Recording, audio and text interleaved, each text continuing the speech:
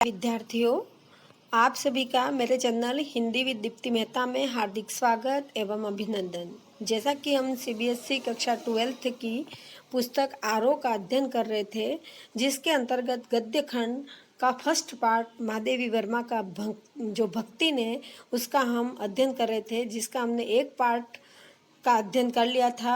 जिसके अंतर्गत मैं आपको थोड़ा सा परिचय बता देती हूँ, कहाँ तक अपना अध्ययन किया था कि किस प्रकार जो भक्तिन होती है उसका मूल नाम लक्ष्मी होता है और वो किस प्रकार शादी करके अपने ससुराल में आती है और ससुराल में अपने पति का प्यार प्राप्त करती है और थोड़े ही समय के पश्चात उसके पिताजी का भी देहांत हो जाता है, पति का भी देहांत हो जाता है और बहुत ही वो दुखी होती है। उसके बाद उसकी बेटियों की शादी करा दी जाती है, बड़ी बेटी को घर जमाई रख लेती है और बड़ी बेटी का भी जो पति होता है उसकी मृत्यु हो जाती है। तब वो जेठ और जेठानियाँ हैं वो किस प्रकार उस बड़ी बेटी को फंसाते हैं अपने जाल में और उसका जो बड़ा जेठ होता है उसके साले से किस प्रकार वो विवाह कराना चाहते हैं, वहाँ तक हमने अध्ययन कर लिया था। आज हम इसके आगे बढ़ते हैं। तो देखो, हमने यहाँ तक अध्ययन कर लिया था कि मेहमान की कहावत चरितार्थ करने वाले वर्ग के समर्थक उसे किसी न किसी प्रकार पति की पदवी पर अभिषिक्त करने का उपाय सोचने लगे। यहाँ तक हमने अध्ययन कर लिया था। तो चलो आज हम आगे बढ़ते हैं। एक दिन माँ की अनुपस्थिति में, जब लक्ष्मी, माँ की अनुपस्थिति मतलब लक्ष्मी घर में नहीं थी, भक्तिन, उस समय वर महाशय ने बेटी की कोठरी में घुसकर भीतर से द्वार बंद कर लिया। जो वो बड़े जेठ का साला था वो घर में घुस जाता है, अंदर से कुंडी लगा देता है और उसके समर्थक गाँव वाले को बुलाने लगा। यानी जो भी उस वर्ग के समर्थक थे उन गाँव वालों को वो बुलाने लगे।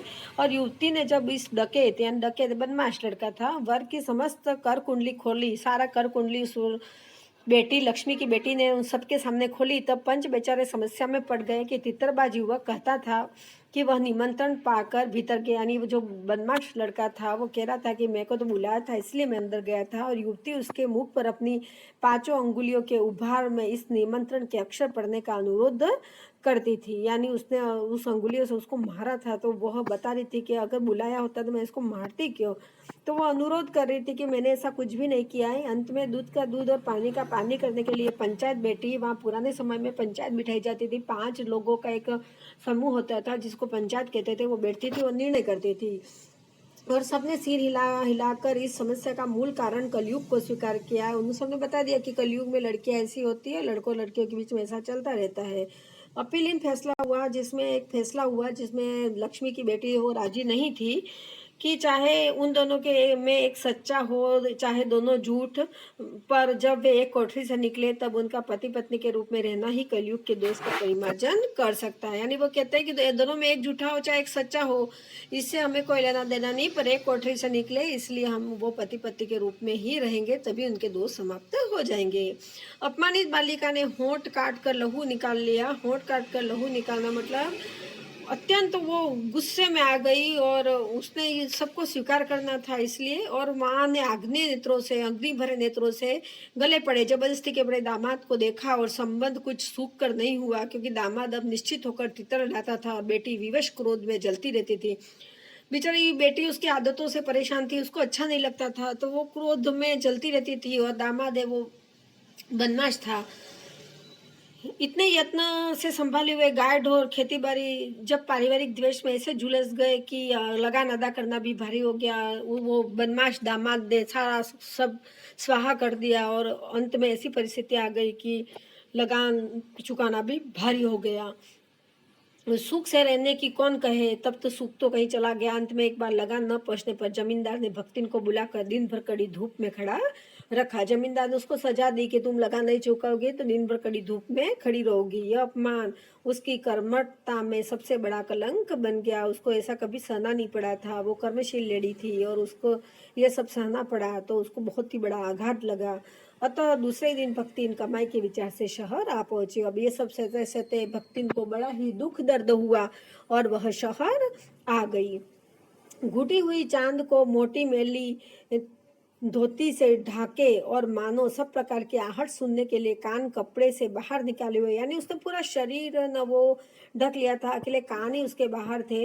भक्तिन जब मेरे यहाँ सेवक धर्म से दीक्षित हुई, महादेवी जी कह रहे हैं कि ऐसी भक्तिन थी जो मेरे यहाँ सेवक धर्म से दीक्षित हुई, तब उसके जीवन के चौथे और संभवतः अंतिम परिच्छेद का जो अर्थ हुआ उसकी इति अभी दूर है। अंतिम परिच्छेद की उसकी जो शुरुआत हुई थी उसकी इति अभी बहुत दूर थी, बस शुरुआत ही हो चुकी थी। यहाँ पे माधवी वर्मा कह रही है, भक्तिन की वेशभूषा में गृहस्थ और वैरागी का सम्मिश्रण देखकर मैंने शंका से प्रश्न किया, यानी भक्तिन की वेशभूषा ऐसी थी कि वो गृहस्थ भी लग रही थी और वैरागी जीवन भी उसका लग रहा था। ऐसा सम्मिलित रूप देखकर महादेवी जी को शंका हुई और उन्होंने एक प्रश्न किया कि क्या तुम खाना बनाना जानती हो? उत्तर में उसने ऊपर के होंठ को सिकोड़ कर और नीचे के अधर को कुछ बढ़ाकर आश्वासन की मुद्रा में कहा, ये कौन बड़ी बात आए, यानी वो कह रहे इसमें कौन सी बड़ी बात है, रोटी बनाए जानी थे, रोटी बनाना जानते, दाल रांध लेते, दाल रांधना आता है, साग सब्जी साग भाजी छौक सकित है, साग भाजी को छोकना आता है, और बाकी का रहा, यानी ये सब तो मैं कर लेती हूँ, बाकी क्या बचा। दूसरे दिन तड़के ही सिर पर कई लोटे ओढ़ा कर उसने मेरी धूली धोती जल के छींटों से पवित्र कर पहनी और पूर्व के अंधकार और मेरी दीवार से फूटते हुए सूर्य और पीपल का 2 लोटे जल से अभिनंदन किया और 2 मिनट नाक दबाकर जप करने के उपरांत जब वह कोयले की मोटी रेखा में अपने साम्राज्य की सीमा निश्चित कर चौके में प्रतिष्ठित हुई। पहले जो खाना बनाते थे तो चौका होता था, उसमें पीताम्बर पहन के जाया करते थे या स्वच्छ धुली हुई धोती पहन के जाया करते थे, साधारण कपड़े पहन के उस चौके में नहीं प्रविष्ट करते थे खाना बनाने के लिए। तो ये पुरानी परिपाटी का बताया हुआ है। तब मैंने समझ लिया कि सेवक धर्म के साथ टेढ़ी खीर है, तब उन्होंने समझ लिया कि इसके साथ सेवक धर्म निभाना बड़ी ही टेढ़ी खीर मालूम होती है। अपने भोजन के संबंध में नितांत वितराग होने पर भी मैं एक पाक विद्या के लिए परिवार में प्रख्यात हूँ, यानी वो कह रही है कि मैं भोजन बनाने के लिए, जो महादेवी जी वो कह रहे हैं कि भोजन बनाने के लिए मैं पूरे परिवार में प्रख्यात हूँ और कोई भी पाक कुशल दूसरे के काम में नुक्ताचीनी बिना किए रह नहीं सकता। वो कह रहे हैं कि जो जिस काम में पारंगत होता है तो वो दूसरे के लिए नुक्ताचीनी करता रहता है, पर जब भूत पाक पर प्राण देने वाले व्यक्तियों का बात बात पर भूखा मरना स्मरण हो आया और भक्ति की शंकाकुल दृष्टि में छिपे हुए निषेध का अनुभव किया, तब कोयले की रेखा मेरे लिए लक्ष्मण के धनुष से खींची हुई रेखा के सामने दुर्लभ हो उठी और निरुपाय अपने कमरे में बिछोने में पड़कर नाक के ऊपर खुली हुई पुस्तक स्थापित कर मैं चौके में पीढ़े पर आसीन अनाधिकारी को भूलने का प्रयास करने लगी। महादेवी जी के लिए भोजन के समय जब मैंने अपनी निश्चित सीमा के भीतर निर्दिष्ट स्थान ग्रहण कर लिया, यानी जब वो भोजन करते महादेवी जी उठी, उन्होंने अपना निर्दिष्ट स्थान ग्रहण कर लिया, तब भक्ति ने प्रसन्नता से लाबालब दृष्टि और आत्मतुष्टि से आप्लावित मुस्कुराहट के साथ मेरी फूल की थाली में 1 अंगुल मोटी और गहरी काली चित्तीदार 4 रोटियां रखकर उसे टेढ़ी कर गाढ़ी दाल परोस दी। यानी वो कह रहे कि जब महादेवी जी ने वो खाना परोसने गई, महादेवी जी को भक्ति खाना परोसने गई, तब उसके चेहरे पे बहुत ही बड़ी प्रसन्नता थी और वो मुस्कुराहट से साथ उसने मोटी मोटी 4 अंगुल की मोटी मोटी रोटियां और काली काली रोटियां महादेवी जी की थाली में परोस दी और गाढ़ी सी दाल परोस दी। पर जब उसके उत्साह पर तुषारपात करते हुए मैंने रुआसे भाव से कहा, रोटियां देख के महादेवी जी को रुआसा आ गया और उन्होंने बोल पड़ी कि यह क्या बनाया है, तब वह हदबुद्धि हो रही। रोटियां अच्छी सेकने के प्रयास में कुछ अधिक खरी हो गई, पर अच्छी है। वो कह रही है रोटियां में ज़्यादा सेकने के प्रयास में कच्ची न रहे, इस प्रयास में थोड़ी जल गई है, पर अच्छी बनाई है मैंने, कह रही है भक्ति। तरकारियाँ थी पर जब दाल बनी है तब उनका क्या काम, यानी तरकारियाँ तो घर में थी, सब्जियाँ थी, पर दाल बनी है इसलिए सब्जी क्यों बनाऊँ, इसलिए मैंने अकेली दाल बना दी। उनका क्या काम, शाम को दाल न बनाकर तरकारी बना दी जाएगी, यानी वो कह रही है सब्जी और दाल साथ में क्यों बनाएंगे, शाम को दाल फिर से बना सब्जी बना देंगे, अभी दाल बना दी है तो। दूध घी मुझे अच्छा नहीं लगता, नहीं तो सब ठीक हो जाता, अब न हो तो अमचूर और लाल मिर्च की चटनी पीस ली जावे, उससे भी काम न चले तो वह गांव से लाई हुई गठरी में से थोड़ा सा गुड़ दे देगी। और शहर के लोग क्या कलाबत्तू खाते हैं, फिर वह कुछ अनाड़ी या फुअर नहीं। उसके ससुर, पितिया ससुर, अजिया ससुर आदि ने उसकी पाक कुशलता के लिए न जाने कितने मौखिक प्रमाण दे डाले थे। यानी वो कह रही है मैं तो खाना बनाने में बड़ी पारंगत थी, मेरे सारे ससुर यानी खुद के ससुर और है ना वो अजिया ससुर, यानी अजिया ससुर मतलब पति के दादा और पति के दादा और उसके ससुर सारे उसकी पाक कुशलता की प्रशंसा किया करते थे। वो ऐसा कह रही है कि सब मेरे खाना बनाने की बड़ी प्रशंसा करते थे, सारे ससुर मेरे। भक्तिन के इस सालगिरह लेक्चर का प्रभाव यह हुआ कि मैं मीठे से विरक्ति के कारण, बिना गुड़ के और घी के से अरुचि के कारण रूखी दाल में एक मोटी रोटी खाकर बहुत ठार से यूनिवर्सिटी पहुंच गई। वो कह रहे कि मेरे को गुड़ घी तो अच्छा लगता नहीं था, इसलिए मैं वही भक्तिन की बनाई हुई मोटी रोटी खाई और मैं यूनिवर्सिटी विश्वविद्यालय पहुंच गई। और न्याय सूत्र पढ़ते पढ़ते शहर और देहात के जीवन के अंतर पर विचार करती रही। वो न्याय सूत्र पढ़ रही थी और न्याय सूत्र पढ़ते पढ़ते वो सोचने लगी कि सारा ग्रामीण जीवन कैसा है और शहरी जीवन कैसा है, उन दोनों में अंतर स्पष्ट करने लगी मैं। ऐसा कौन कह रहा है? महादेवी जी कह रही है। अलग भोजन की व्यवस्था करनी पड़ती थी अपने घिरते हुए स्वास्थ्य और परिवार वालों की चिंता निवारण के लिए, पर प्रबंध ऐसा हो गया कि उपचार का प्रश्न ही खो गया। इस देहाती वृद्धा ने जीवन की सरलता के प्रति मुझे इतना जागृत कर दिया था कि मैं अपनी असुविधा छिपाने लगी, सुविधाओं की चिंता करना तो दूर की बात। इसके अतिरिक्त भक्ति का स्वभाव ही ऐसा बन चुका है कि वह दूसरों को अपने मन के अनुसार बना लेना चाहती थी, पर अपने संबंध में किसी प्रकार की परिवर्तन की कल्पना तक उसके लिए संभव नहीं है। यानी वो कहती महादेवी जी की भक्ति ने ऐसी थी कि खुद को कभी नहीं बदलना चाहती थी, वह दूसरों को अपने अनुसार बदल लेना चाहती थी, पर वो खुद जैसी है वैसी ही बनी रही, जिसके कारण आज मैं अधिक देहाती हो गई हूँ। यानी वो कह रही है कि मैं शहरी जीवन छोड़कर मैं उसके जैसी देहाती बन गई, पर वो मेरी जैसी शहरी नहीं बन सकी, पर उसे शहर की हवा तक नहीं लगी। मकई का रात को बना दलिया, वो कह रही है मकई का जो रात को बना दलिया होता है, सवेरे मट्टे से सौंधा लगता है, यानी मट्ठे में मट्ठा उसमें डाल दिया जाए, रात के बने मक्के के दलिये में बड़ा स्वादिष्ट लगता है। कौन कह रहा है? भक्तिन कह रही है। बाजरे के तिल लगाकर बनाए हुए पुए, बाजरे के तिल उसमें डाल दो और वो पुए बना दो, वो गरम कम अच्छे लगते हैं। ज्वार के भुने हुए भुट्टे के हरे दानों की खिचड़ी स्वादिष्ट लगती है। सफ़ेद महुए की लपसी संसार भर के हलवे को लजा सकती है। महुए की जो लपसी बनती है वो संसार भर के हलवों को लजा देगी। आदि वो मुझे क्रियात्मक रूप में सिखाती रही, यानी वो सब महादेव जी को सिखा रही है कि ये चीज़ें बहुत अच्छी लगती है जो शहर के खाने को भी बेकार कर देती है। पर वहाँ का रसगुल्ला तक भक्ति इनके पोपले दांत नहीं थे, इसलिए पोपले मुंह में प्रवेश करने का सौभाग्य नहीं प्राप्त कर सका। मेरे रात दिन नाराज होने पर भी उसने साफ धोती पहनना नहीं सीखा, पर मेरे स्वयं धोकर फैला हुए कपड़ों को भी वह तौह करने के बहाने सिलबटों से भर देती थी। वो कभी अच्छे कपड़े पहनती नहीं थी और मैं खुद जो सुखा देती उसको भी वो गड़ी करने के बहाने क्या कर देती, सल बना देती थी। मुझे उसने अपनी भाषा की अनेक दंत कथाएं कंठस्थ करा दी थी। वो दंत कथाएं कहा करती थी और महादेव जी को सुनाया करती थी, तो महादेव जी को भी वो कथा सारी क्या हो गई थी, कंठस्थ हो गई थी। पर पुकारने पर वह आय के स्थान पर जी कहने का शिष्टाचार भी नहीं सीख सकती। यानी वो कहती है कि मैं जब बुलाती थी तो वो जी नहीं, वो आए यानी आई यूं ही कहती थी उसके देहाती भाषा में, ग्रामीण भाषा में, पर वो जी तक नहीं सीखी शहर में रहकर। कौन कह रहा है? महादेव जी ऐसा कह रही है। भक्ति अच्छी है यह कहना कठिन होगा। महादेव जी कह रही है भक्ति अच्छी है यह तो कहना बड़ा ही कठिन होगा, क्योंकि उसमें दुर्गुणों का अभाव नहीं। बहुत सत्यवादी हरिश्चंद्र नहीं बन सकती थी, पर नरोबा कुजरोबा कहने में भी विश्वास नहीं करती। यानी नरोबा कुजरोबा आपने रामायण में देखा होगा, युधिष्ठिर अश्वत्थामा की कहानी है, जब वो नरोबा कुजरोबा या अश्वत्थामा मारा गया या नहीं मारा गया मुझे पता नहीं, इस तरह का वो बोलते हैं, तो वो नरोबा कुजरोबा वाली स्थिति भी नहीं करती थी और न ही सत्यवती राजा हरिश्चंद्र बनी रहती थी। मेरे इधर उधर पड़े पैसे, रुपये, भंडार, घर की किसी मटकी में कैसे अंतर रहित हो जाते हैं, वही रहस्य भी भक्ति नहीं जानती थी। इधर उधर पड़े पैसे हैं वो कहाँ चले जाते थे ये भी भक्ति नहीं जानती थी, पर उस संबंध में किसी के संकेत करते ही वह उसे शास्त्रार्थ के लिए चुनौती दे डालती थी, जिसको स्वीकार कर लेना किसी तर्क शिरोमणि के लिए संभव नहीं था। यानी उससे कोई तर्क नहीं कर सकता था, कोई जीत नहीं सकता था, वही जीत जाती थी अपने तर्कों से। पर उसका अपना घर ठहरा, पैसा रुपया, यानी महादेव जी कह रही उसका ही घर था, मेरा घर जो था, पैसा रुपया जो इधर उधर पड़ा देखा संभाल कर रख दिया, तो उसमें मैं चोरी उसको नहीं कह सकती हूँ। उसके जीवन का परम कर्तव्य मुझे प्रसन्न रखना था। जिस बात से मुझे क्रोध आ सकता है उसे बदल कर इधर उधर करके बताना क्या झूठ है? महादेवी जी कह रही थी कि वो हमेशा एक काम करती थी कि मुझे प्रसन्न रखना उसका काम था, इसके लिए अगर मुझे किसी बात पे क्रोध आ जाता था तो वो इधर उधर की बातें करके वो मुझे मना लेती थी। तो ये झूठ नहीं कहलाता है, किसी के खुशी के लिए बोला गया झूठ झूठ नहीं होता है।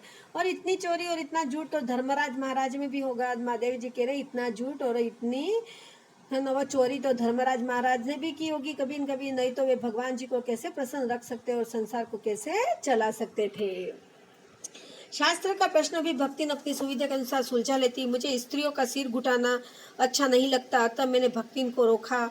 उसने अकुंठित भाव से उत्तर दिया कि शास्त्र में लिखा है। कुतूहलवश में पूछी, बेटी क्या लिखा है? यानी वो जब भक्ति ने अपने बाल मुंडवा देती थी तब महादेव जी को वो अच्छा नहीं लगता था। उस समय ऐसा था पुराने समय में कि जब पति मर जाया करता था तो बाल मुंडवा दिया करते थे, बाल नहीं रखते थे। तो ये भक्तिन भी करती थी, तो महादेवी जी को अच्छा नहीं लगता था। तो वो कहती, ऐसा तुम क्यों करती हो? तो महादेवी जी उसको कहा करती है, भक्ति ने उनको कहा करती थी कि ये शास्त्रार्थ में लिखा है बाल मुंडवाना। तो कुतूहल वंश है वो जो पूछ लेती थी महादेवी जी के, कहाँ लिखा है ऐसा?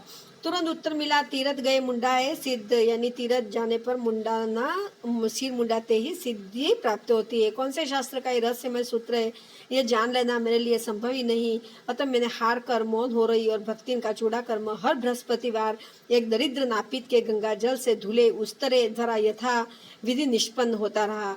देखो, ये आपके वस्तुनिष्ठ प्रश्न में भी क्वेश्चन आ सकता है कि भक्तिन अपना चूड़ा कर्म कौन से दिन किया करती थी? तो बृहस्पतिवार को किया करती थी, क्योंकि बृहस्पतिवार यानी गुरुवार को वो अपना चूड़ा कर्म यानी अपने सिर मुंडवाने का काम किया करती थी। तो आपके वस्तुनिष्ठ प्रश्न में ये प्रश्न बनता है 12वीं के जब आपके एग्जाम होगा कि भक्ति ने अपना चूड़ा कर्म कब करवाया करती थी? तो बृहस्पतिवार को करवाया करती थी। पर वह मूर्ख है या विद्या बुद्धि का महत्व नहीं जानती, यह कहना सत्य कथन है। अपने विद्या के अभाव को वह मेरी पढ़ाई लिखाई पर अभिमान करके भर लेती है। एक बार जब मैंने सब काम करने वालों से अंगूठे के निशान के स्थान में हस्ताक्षर लेने का नियम बनाया, तब भक्तिन बड़े कष्ट में पड़ गई, क्योंकि एक तो उसने पढ़ने की मुसीबत नहीं उठाई जा सकती थी और दूसरे सब गाड़ीवान दाइयों के साथ बैठकर पढ़ना उसकी वयोवृद्धता का अपमान था। तो उसने कहना आरंभ किया, हमारे मालकिन तो रात दिन की तो बियन माँ गड़ी रहती, अब हमहू पढ़े लागब तो घर गृहस्थी कौन देखी सुनी। यानी वो कहती थी कि अगर मेरी मालकिन तो पूरे दिन किताबों में गड़ी रहती है, मैं भी अगर किताबों में गड़ जाऊं या पढ़ने लग जाऊं तो इस घर गृहस्थी को कौन संभालेगा। इसलिए मुझे पढ़ना नहीं है, क्योंकि उसको पढ़ना अच्छा भी नहीं लगता था। पढ़ाने वाले और पढ़ने वाले दोनों पर इस तर्क का ऐसा प्रभाव पड़ा कि भक्तिन इंस्पेक्टर के समान क्लास में घूम घूम कर किसी के आई की बनावट, किसी के हाथ की मंथरता और किसी की बुद्धि की मंदता पर टीका टिप्पणी करने का अधिकार पा गई। वो काम ये करती थी सबकी नुक्ताचीनी निकालना, पर कुछ सीखती नहीं थी। उसे तो अंगूठा निशानी देकर वेतन लेना नहीं होता, इसी के बिना पढ़े ही वह पढ़ने वाले की गुरु बन बैठी। वह अपने तर्क ही नहीं, तर्कहीनता के लिए भी प्रमाण खोज लेने में पटु है। अपने आप को महत्व देने के लिए ही वह अपनी मालकिन को असाधारण देना चाहती है, पर इसके लिए भी प्रमाण की खोज ढूंढ आवश्यक होती है। जब एक बार मैं उत्तर पुस्तकों चित्रों को लेकर व्यस्त थी, तब भक्तिन सबसे कहती, घूमी वो बिचारीन तो रात दिन काम में झुकी रहती और तुम पचे घूमती फिरती हो, चलो तनिक हाथ बटाए ले। सब जानते थे कि ऐसे कामों में हाथ नहीं बटाया जा सकता, तो उन्होंने अपनी असमर्थता प्रकट कर भक्तिन से पिंड छुड़ा लिया। बस इसी प्रमाण के आधार पर उसकी सब अतिशयोक्ति अमर बेल सी फैलने लगी। उसकी मालकिन जैसा कोई जानता ही नहीं, इसी से तो बुलाने पर भी कोई हाथ बटाने की हिम्मत नहीं करता। ऊपर से कहते हैं मेरी मालकिन जैसा काम कोई कर नहीं सकता है, इसलिए कोई काम में हाथ बटाने की हिम्मत ही नहीं करता है। पर वह स्वयं कोई सहायता नहीं दे सकती थी, उसे मानता अपनी हीनता स्वीकार करना है। इसी से वह झाड़ पर बैठकर बार बार कुछ काम करने का आग्रह करती, कभी उत्तर पुस्तकों को बांधकर, कभी अधूरे चित्रों को कोने में रखकर, कभी रंग की प्याली धोकर, कभी चटाई को आंचल में झाड़कर वह जैसी सहायता पहुंचाती, उससे भक्ति अन्य व्यक्तियों में अधिक बुद्धिमान होना प्रमाणित हो जाता था। वो महादेवी जी के जो साइड के काम है वो सारा कर लेती थी, तो वो ज़्यादा है, वो महत्वपूर्ण मानी जाती थी, बुद्धिमान मानी जाती थी। वह जानती है कि जब दूसरे मेरा हाथ बटाने की कल्पना तक नहीं कर सकते, तब वह सहायता की इच्छा को क्रियात्मक रूप देती है। इसी से मेरी पुस्तक में प्रकाशित होने पर उसके मुख पर प्रसन्नता की आभा जैसे उद्भासित हो उठती है, जैसे स्विच दबाने से बल्ब में छिपा आलोक। यानी वो मेरे काम करती थी और जब कभी मेरी पुस्तक प्रकाशित होती थी तो वो इतनी प्रसन्न हो जाती थी और उसके मुख पर इतनी प्रसन्नता फैल जाती थी कि जैसे कि आभा मतलब प्रकाश या चमक, आभा मतलब चमक, दीप्ति होता है। तो वो इतनी प्रसन्न हो जाती थी कि उसके मुख पे ऐसी आभा उस पर उद्भासित हो जाती थी, जैसे कि हम अंधेरे में अगर कोई बल्ब जला देते हैं तो चारों ओर प्रकाश आलोक फैल जाता है, उसी प्रकार उसके चेहरे पे आलोक फैल जाता था। वह सुने में उसे बार बार छूकर आंखों के निकट ले जाकर और सब और घुमा फिरा कर मानो अपनी सहायता का अंश खोजती है। और उसकी दृष्टि में व्यक्त आत्मघोष कहता कि उसे निराश नहीं होना पड़ता, वह स्वाभाविक भी है। किसी चित्र को पूरा करने में व्यस्त मैं जब बार बार कहने पर भी भोजन के लिए नहीं उठती, तब वह कभी दही का शरबत, कभी तुलसी की चाय वही देकर भूख का कष्ट नहीं सहने देती। दिन भर के कार्यभार से छुट्टी पाकर जब मैं कोई लेख समाप्त करने या भाव को छंदबद्ध करने बैठती, तब छात्रावास की रोशनी बुझ चुकती। मेरी हिरनी सोना तख्त के पेताने, हिरनी का नाम क्या था, सोना, पेताने फर्श पर बैठकर पागुर करना बंद कर देती। कुत्ता बसंत, कुत्ते का क्या नाम है, बसंत नाम है, छोटी मच्छिया पर पंजों में मुख रखकर आंखें मूंद लेता। और बिल्ली गोधूली, बुल्ली का नाम है गोधूली, मेरे तकिए पर सिकुड़ कर सो रहती है।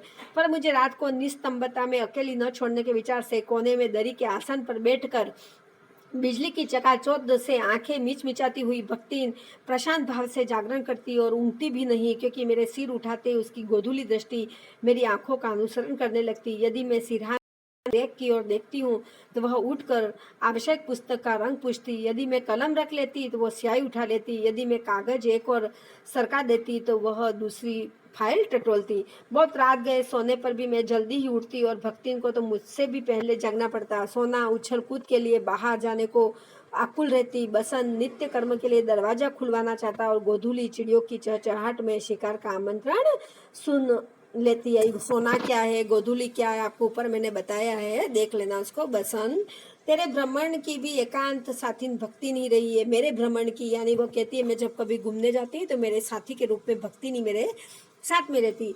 बद्री केदार आदि के ऊंचे नीचे और तंग पहाड़ी रास्तों में जैसे वह हट करके मेरे आगे चलती रही, वैसे ही गांव की धूल भरी पगडंडी पर मेरे पीछे रहना नहीं भूलती। किसी भी समय कहीं भी जाने के लिए प्रस्तुत होते ही मैं भक्तिन को छाया के समान साथ पाती, यानी कहीं पर भी जाती वह हमेशा मेरे साथ में ही रहती, मेरा साथ कभी नहीं छोड़ती।